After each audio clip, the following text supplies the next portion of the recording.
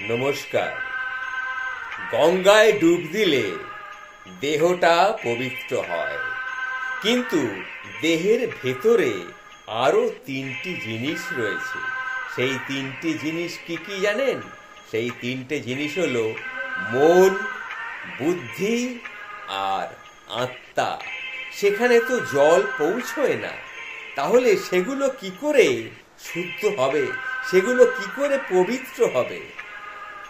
মন পবিত্র হয় সত্যের দ্বারা, বুদ্ধি পবিত্র হয় জ্ঞানের দ্বারা, আর আত্মা পবিত্র হয় কীর্তন, পূজা অর্চনার দ্বারা। সুতরাং এগুলো আমরা যদি পালন করতে পারি, তাহলে আমরা ঈশ্বরের সেবায় মনোনিবেশ করতে পারবো, ঈশ্বরের সেবায় নিজেকে উৎসর্গীকৃত করতে পারবো। জয় শ্রী রাধে, জয় শ্রী রাধে, জয় শ্রী রাধে।